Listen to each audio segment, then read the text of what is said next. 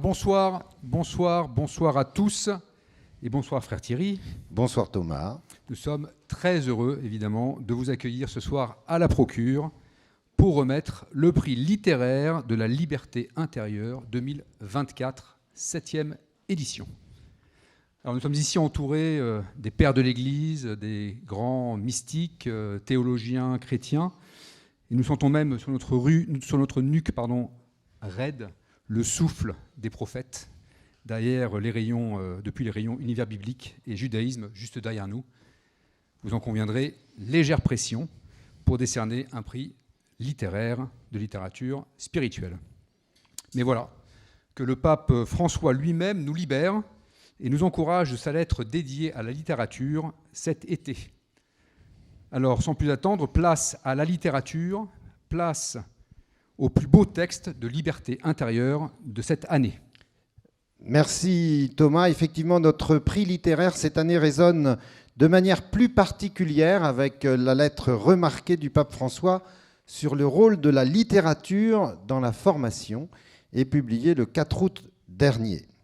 S'opposant à l'idée que la littérature serait une forme de divertissement, c'est-à-dire une expression mineure de la culture, eh bien François, lui, privilégie au contraire la littérature comme un accès au cœur de la culture humaine et plus précisément au cœur de l'être humain. La littérature, dit-il, devient comme un gymnase où l'on s'entraîne, où l'on entraîne son regard à chercher et à explorer la vérité des personnes et des situations en tant que mystère. Non pas que ce mystère nous serait inaccessible, mais qu'il est bien insondable. Un dominicain, vous l'aurez compris, sentira très vite dans le propos la patte du discernement jésuite chez notre pape, mais pour y être passé dans cette moulinette jésuitique dans mes années de jeunesse, je sais aussi combien l'exercice fait grandir en liberté intérieure. Rendons donc à César ce qui est à César et aux jésuites ce qu'il est aux jésuites. La littérature est donc une invitation, nous dit le pape, au voyage en des contrées infinies, une large ouverture spirituelle à l'écoute de la voix du Verbe à travers de nombreuses voix. Notre prix littéraire, dans sa 7e édition, veut pouvoir toujours continuer à promouvoir cette liberté intérieure à travers un auteur ou une auteuse, ou une autrice ou une auteure, témoin de ce voyage intérieur. Vous avez vu mon néologisme, je vous jure, dans 20 ans, on le dira.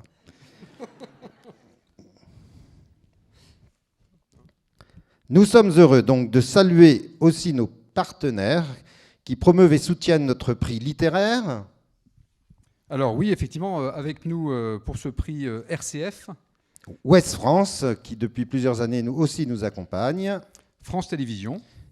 Et nous voudrions aussi souligner 2 heureuses initiatives cette année. Vous vous souvenez, l'an dernier, il y avait eu à la prison de Saint-Martin-en-Ré un jury qui s'était constitué grâce à l'aumônerie de la prison, de la maison d'arrêt de Saint-Martin-sur-Ré. Et bien cette année, c'est avec l'aumônerie nationale des prisons, puisque 12 maisons d'arrêt ou centres de détention et 31 personnes détenues ont eu les 7 livres et ont voté. Et vous le verrez tout à l'heure, nous en avons tenu compte aussi dans notre jury. Et puis souvenez-vous, l'année dernière, il y avait Alexandre Jardin comme président du jury qui avait appelé à se saisir un peu partout de ce beau prix. Et nous avons eu la joie de recevoir un courrier de paroissiens de Saint-Savinien de Sens qui a constitué un jury et qui s'est réuni pour échanger et choisir aussi son lauréat. Voilà, alors place à la sélection cette année, 2024. Alors, avec le frère Thierry, le frère Bernard Sénel, administrateur au Jour du Seigneur et CFRT, avec Céline Guillaume, présidente de la Procure, nous avons lu, proposé, débattu, mangé aussi, il faut le dire, chez l'excellent Italien, merci Thierry, près de la bibliothèque dominicaine du Saulchoir, et finalement, bien sûr, sélectionné 7 livres qui, cette année, nous ont paru être les meilleures expressions de liberté intérieure. 7 livres que les téléspectateurs ont pu découvrir au cours de l'été, au fil des chroniques de Constance de Bonaventure sur le Jour du Seigneur, mais aussi sur RCF, avec les chroniques de Marie-Aude Henrès, ainsi que Ouest France et bien sûr à la Procure. Allez, on y va. On y va. Premier livre, Marie Balmary, ce lieu en nous que nous ne connaissons pas, chez Albin Michel. Une auteure psychanalyste et amoureuse de la Bible que j'ai moi-même découverte dans mes années de formation et qui m'a ouvert un champ de recherche et de signification profonde et renouvelé des textes bibliques. Des clés pour faire de la parole de Dieu un levier pour gagner en liberté. Et dans le livre sélectionné, des grands récits, cette fois-ci évangéliques, étudiés comme une enquête ou une chasse méthodique au trésor, en dehors des sentiers trop facilement battus par nos homélies, nous clairs, parfois souvent ennuyantes. Là, pas du tout cette impression. À chercher Dieu aussi, on s'y retrouve soi-même, régénéré, libre à l'image du Fils. Voilà, ensuite, deuxième sélectionné, Simon Berger avec Les Volcaniques, chez Desclés des Brouwers. C'est un livre qui s'est imposé à nous par la beauté de son écriture et la force des vocations spirituelles qui se dégagent des pérégrinations de l'auteur à travers l'Auvergne. Ce livre, en 8 récits successifs, nous fait découvrir les paysages, les monuments et les gens passés et présents de cette terre sacrée, mais aussi ce qu'il révèle de l'invisible. Florence Besson, Une semaine de silence chez Flammarion. La journaliste nous raconte sa renaissance spirituelle après un AVC. Elle part vivre une retraite plongée dans le silence et la lumière du golfe du Morbihan, au centre spirituel de Penbock, évidemment jésuite. Voyez mon ouverture d'esprit, la liberté qui m'anime. On suit notre auteur dans sa redécouverte de ses condisciples et des joies simples et de la vie qui se donne comme la grâce dans l'écoute et le frémissement. C'est un bain rafraîchissant puisque nous sommes dans le golfe du Morbihan et ensoleillé parce que nous sommes dans le golfe du Morbihan. Ensuite, Michel Cole pour retrouver la liberté spirituelle chez Salvatore. Disons d'abord que je crois que c'est à Michel Cole, je n'étais pas là à l'époque, mais que nous devons l'idée initiale du prix littéraire, de ce prix littéraire, en 2018, susurrée à l'oreille attentive de David Milia et de la rédactrice en chef à l'époque, Fabienne Soulard. Il deviendra donc le prix littéraire de la liberté intérieure. Et aujourd'hui, le titre de ce dernier livre, donc Retrouver la liberté spirituelle, le rendait pratiquement incontournable, vous en conviendrez, pour notre sélection. Malin. Dans ce livre, Michel Cole nous invite à relever la tête de nos écrans, résister à la pensée grégaire et à la résignation dans un mouvement d'intériorité libératrice. En 5 chapitres percutants, il nous invite à redécouvrir ce que chacun peut apporter au monde et à l'Église. Pour Michel Cole, la liberté spirituelle est le trésor que nous avons le plus urgemment besoin de défendre et d'affirmer aujourd'hui. Isabelle Le Bourgeois, Vivre avec l'irréparé, chez Albin Michel, une autrice, là encore psychanalyste, que nous aimons suivre au Jour du Seigneur, un récit de vie au pluriel qu'Isabelle Le Bourgeois tisse par ses rencontres en prison, en hôpital psychiatrique ou dans son cabinet, distinguer l'irréparable de l'irréparé pour ouvrir un chemin de liberté. Telle est la subtile et fondamentale différence que nous offre et déploie ce livre, transformant une vie subie en un chemin de reconstruction, de réconciliation et de révélation de soi. 6e sélectionné, Charlotte de Villemorin pour Ceci est mon corps, chez Grasset. Alors c'est un livre témoignage d'une rare force, une bouffée d'air frais qui met en joie, véritablement. Charlotte est tétraplégique de naissance, chef d'entreprise d'une énergie exceptionnelle, dont la vie bascule lorsqu'elle perd définitivement l'usage de ses bras. Ce livre est l'histoire d'une renaissance, celle d'une jeune femme que la maladie accable, et qui pourtant ne perd jamais son sens de l'humour, ni sa détermination. Une jeune femme qui va accepter de devenir plus dépendante encore, et qui va trouver sur ce chemin la joie. Un témoignage rayonnant et spirituel d'une femme qui ne se résigne jamais. Et puis enfin, Guillaume Marie, je vais entrer dans un pays aux éditions Corti. Un portrait tout en poésie et en intériorité de Saint Benoît-Joseph Labre, né à Hamet dans le Pas-de-Calais. Il n'a jamais trouvé ni lieu ni sa vocation stable. Ainsi est-il le patron des vagabonds, des migrants, des SDF et de ceux qui ont toujours l'impression d'être à côté de la plaque. Son corps est à Rome dans l'église Sainte-Marie-au-Mont et confié d'ailleurs à Jean-Marc Aveline quand il fut créé cardinal. C'est un récit qui se lit comme une nouvelle et qui nous fait sortir là encore de nos sentiers trop bien connus. Voilà pour le programme. Un bien beau programme, il me semble. Et pour décider, il y a un jury évidemment tout aussi beau qui se renouvelle tous les ans et cette année qui est composé de... Alors, de notre lauréate comme présidente du jury, lauréate de la 6e édition, lorsqu'elle nous avait enthousiasmé avec un si grand désir de silence aux éditions du Cerf. Il s'agit donc de Anne Lemaître qui est avec nous ce soir.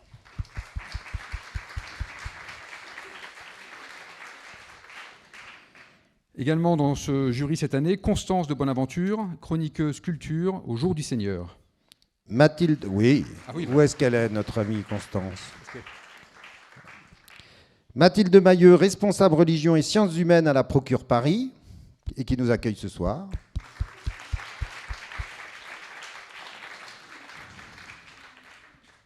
Marie-Aude Henrès, RCF à Bordeaux.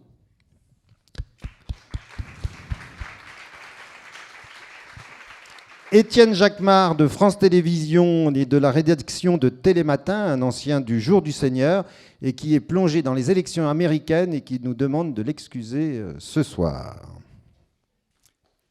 Il mérite quand même d'applaudissements. On lui dira que vous avez quand même applaudi. Alan Leblois, Ouest France.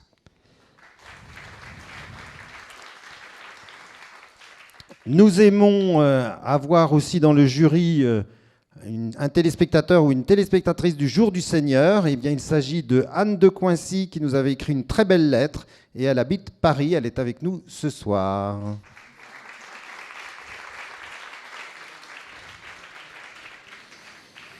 Et enfin, Bruno Lacnit, aumônier national des prisons et qui nous vient de Lyon.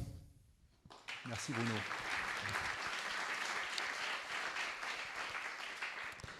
Alors maintenant, je vais appeler la présidente du jury, Anne Lemaître, afin qu'elle nous dévoile le vainqueur et nous dire quelques mots sur le livre. Deux micros. Choisissez celui que vous voulez. Attention, Je vais fâcher quelqu'un, forcément.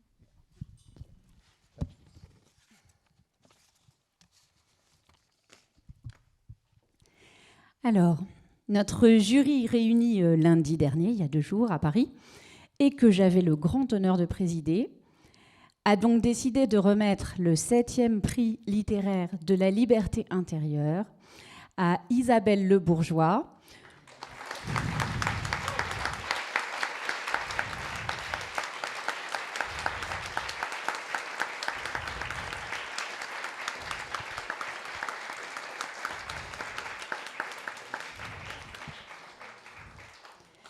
Donc pour son très bel essai « Vivre avec l'irréparé », paru cette année aux éditions Albin Michel. Alors il paraît que j'ai quelques petits mots à dire. Ça tombe bien, je les ai préparés. Alors je voudrais réinsister sur le fait que la sélection de livres qui étaient proposés à notre lecture était passionnante, riche, diverse, et nous avons eu lundi de vrais échanges sur chacun des ouvrages qu'on vient de vous présenter. Et d'ailleurs, on vous encourage tous à les lire, parce que voilà. Et nous avions toutefois l'idée, ainsi que l'avait fait notre parrain Alexandre Jardin lors du jury précédent, on avait l'idée de faire émerger notre lauréate ou notre lauréat, non pas par la froideur mécanique d'un vote, mais par l'émergence d'un consensus nourri de nos discussions, des arguments, des visions de chacun d'entre nous.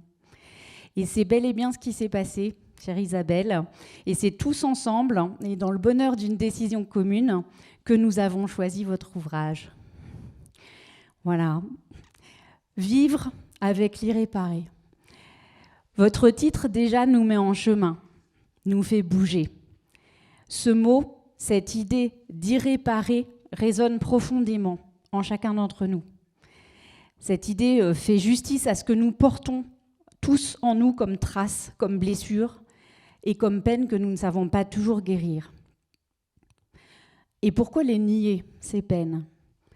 Notre monde met de façon terrible en avant la très belle notion clinique de résilience, dont le sens a été perverti au point de trop souvent sonner comme une injonction qui nous est faite de nous remettre, d'effacer, d'oublier, d'absorber les épreuves que la vie nous impose. De nos jours, tout est résilient, hein. De tout le moindre, bientôt les boîtes de petits pois vont être résilientes. Celles et ceux qui n'arrivent pas à guérir sont frappés d'une double peine, celle de leur épreuve et celle de la difficulté qu'ils ont à la surmonter. Et vous venez nous dire autre chose. En portant la voix de ceux qui sont confiés à vous et que la vie a à un moment donné jeté par terre, ceux qui ont subi l'irréparable, de l'accident, de la maladie, de l'agression, de l'échec. Vous venez nous dire à toutes et à tous que nous avons le droit d'être atteints, que nous avons le droit d'être blessés, et qu'autant que de nos joies, nous sommes faits de nos peines, et que toutes ces traces nous constituent. Elles sont un chemin de vie, un chemin de rencontre et un chemin de croissance. Nous sommes bien forcés de les accepter. Oui, l'irréparable s'est produit. De ce qu'il laisse en nous, dans l'irréparé, une part au moins peut-être pourra un jour être réparée.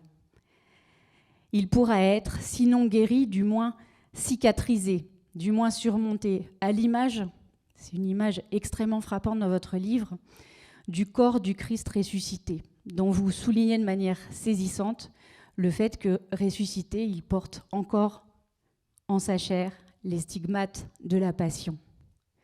L'épreuve n'est pas niée, jamais. La passion a eu lieu, mais l'espérance est là. Et c'est un chemin de liberté que vous nous ouvrez, un chemin, oui, de liberté intérieure.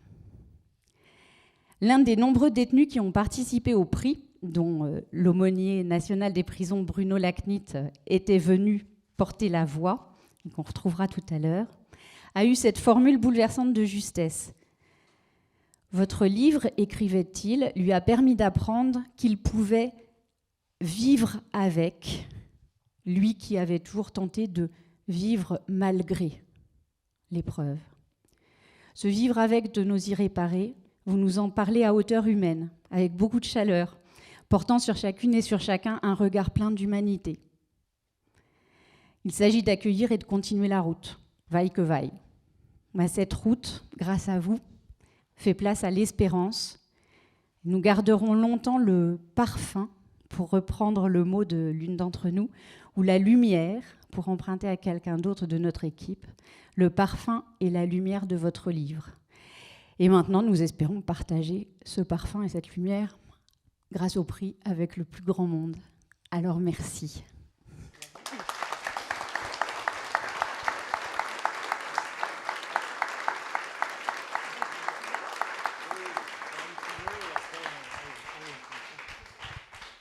Un tout petit mot. Merci Thierry, merci Anne, merci Thomas, mais oui, pardon. Enfin, merci à vous tous, quoi. Voilà. En fait, c'est... Bon. Je croyais pas que je serais ému, mais je suis vraiment ému, quoi. Bon. Parce que, Anne, vous venez de dire, j'ai rien d'autre à dire sur mon livre, là. Je crois que vous l'avez non seulement entendu, lu, compris, intégré, je sais pas, bon, mais... ça parle comme j'aurais parlé du livre. Bon. Je voudrais rendre hommage, moi, en tout cas, ce soir, à toutes les personnes que j'écoute, à toutes celles que j'ai écoutées, que je continue d'écouter. Et c'est grâce à elles qu'un livre comme ça existe. Voilà. Parce qu'en fait, leurs paroles traversent mon cœur, mon espérance, ou ma désespérance, quelquefois. Je me dis, bon, qu'est-ce que je vais faire de tout ça ? Comment est-ce que ça travaille ma foi en l'humain et en Dieu ? Qu'est-ce que ça a à voir avec le charisme de la congrégation dans laquelle je suis ? Bon, qu'est-ce que ça dit de ma foi, tout simplement ? Bon. Donc ça, c'est un premier remerciement à toutes celles et tous ceux que j'écoute. Et puis un deuxième remerciement à mon éditeur préféré, qui est ici, Jean Moutapa, Albin Michel, qui m'a fait confiance depuis déjà un moment, déjà avec Le Dieu des Abîmes, maintenant avec celui-là. C'est important d'avoir un éditeur avec lequel on peut dialoguer, parce que sinon on n'avance pas. Et puis évidemment, bon, j'ai mes sœurs auxiliatrices là, sous les yeux, une partie de ma famille. Bon bref, merci à vous tous. Et puis, merci à tous ceux qui ont écrit les autres livres, voilà, que j'ai lus. Merci, bravo.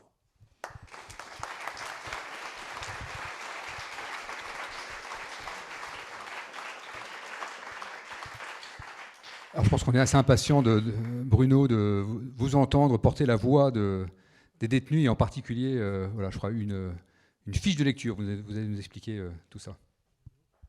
Merci. Alors, comme ça a été dit, Isabelle, moi j'étais au jury, pas en mon nom propre, mais au titre des personnes détenues qui ont lu ce livre et m'ont envoyé les multiples fiches de lecture qu'elles ont faites. Et si tu permets, je voudrais te lire le passage d'une de ces fiches de lecture écrite par une femme détenue. Je ne dirai ni son prénom ni d'où elle est. Voilà. Mais j'imagine déjà la prison. D'emblée, je me reconnais dans cette première de couverture. Trace laissée sur une page, une toile blanche, comme les stigmates de la faute commise, comme les blessures du passé encore béantes, comme la douleur vive en cours, l'inachevé qu'on cherche à découvrir, à élucider. Le livre d'Isabelle Le Bourgeois mêle avec adresse et intelligence les témoignages recueillis avec sensibilité, sans sensiblerie, et les analyses qu'elle en fait. J'ai aimé cette alternance de voix et point de vue, et pour des raisons personnelles, j'ai été très touché par l'histoire d'Althea, qui entre en résonance avec mon vécu de femme, aujourd'hui détenue, confrontée à l'irréparé et devant affronter l'irréparable. Dès les premières pages, Isabelle Le Bourgeois renouvelle la promesse du titre d'une vie à se réapproprier, certes différente de la vie d'avant la fracture et fraction. Nous ne guérissons jamais complètement, mais nous pouvons apprendre à vivre avec ce que la vie a fait en nous, car oui, les effets dévastateurs de l'irréparable peuvent être durablement atténués. Page 25. C'est toi ça. Aussi, écrit-elle, ai-je immédiatement senti s'ouvrir un dialogue entre l'autrice et moi-même. Isabelle Le Bourgeois me souffle qu'à défaut de guérison, je peux entrevoir l'espoir. Non, je ne reviendrai pas en arrière. Néanmoins, je continue d'avancer et dans ce nouvel espace, la foi prend toute sa place.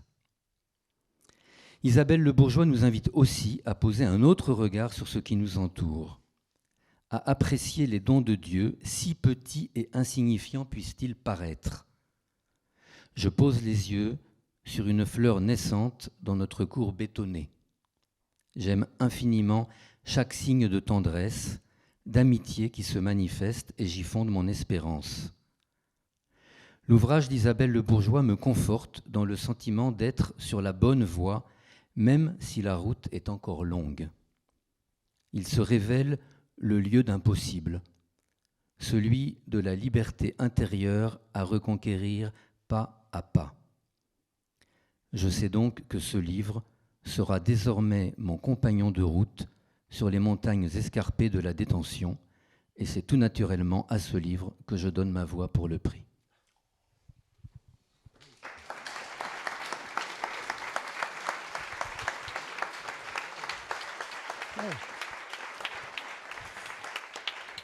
Merci Bruno. Alors là, c'est... Bon bref, je ne sais pas quoi dire. Là, pour le moment, je suis un peu ému quand même. Parce que c'est justement grâce à des gens comme ça que j'ai pu écrire. Voilà. Et c'est leur vie qui me traverse. C'est bouleversant. Excusez-moi, je suis vraiment très ému là.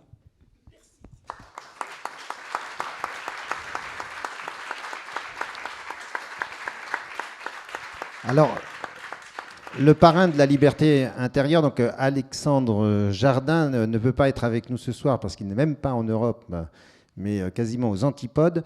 Et il nous a quand même envoyé un petit courrier. Et je laisse maintenant Anne nous lire ces quelques mots. Mes chers amis, c'est vous. Chère Isabelle Le Bourgeois, c'est vous.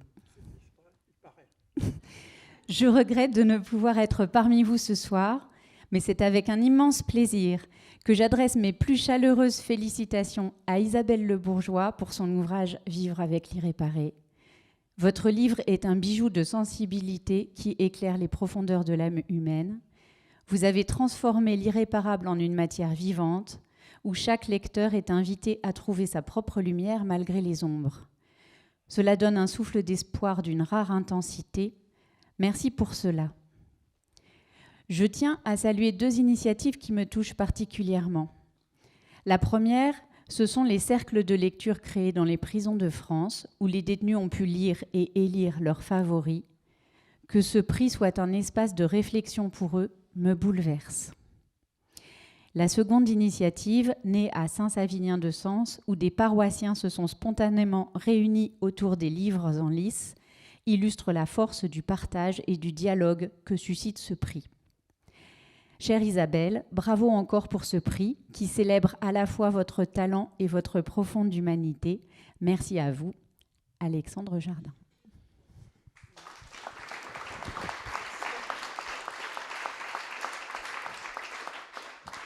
Et je vais maintenant appeler Fleur Nabert, qui est celle qui nous donne la beauté du trophée et qui va nous dire quelques mots sur cette très belle œuvre, toute bleue cette année.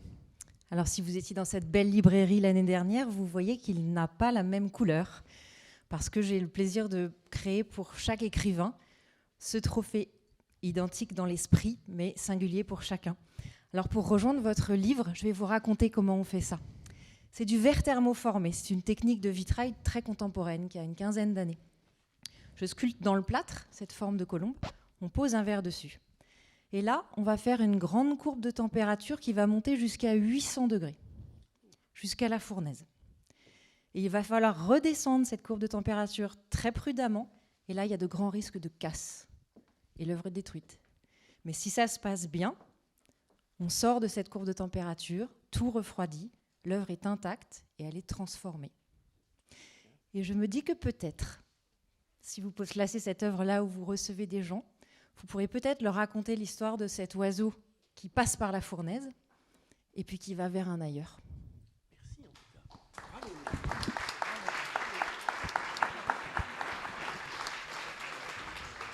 Alors, on va donc maintenant remettre le prix. Anne vient avec un beau bouquet aussi. Alors peut-être qu'il faut venir ici au milieu. Et puis, Fleur, vous pouvez donner votre œuvre ?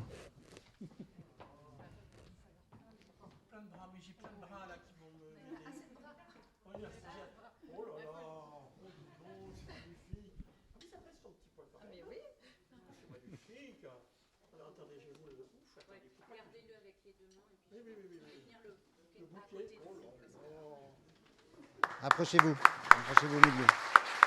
Voilà.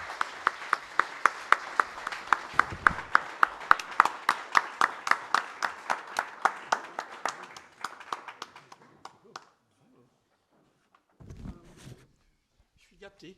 Je suis très gâté. Merci pour cette très belle œuvre. Non, vraiment. Je vais la regarder.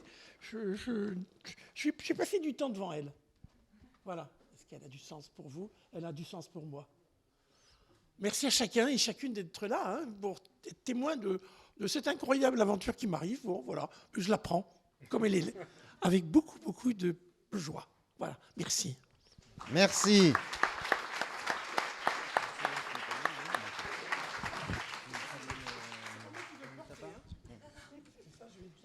Ouais, les derniers remerciements, donc notamment à Jean Moutapa, donc, qui a déjà été cité, mais Albin Michel, qui est parmi nous aujourd'hui, et bien sûr aux éditeurs, tous les éditeurs qui sont aujourd'hui ici et qui ont soutenu bien sûr leur livre.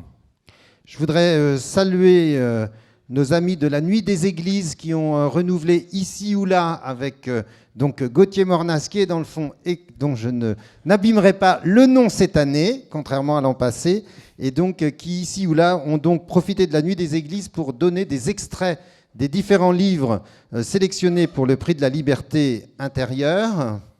Pour Ouest France, je pense que Sophie Fuchs, est-ce qu'elle est avec nous ce soir? Peut-être pas encore, mais peut-être qu'elle nous rejoindra plus tard.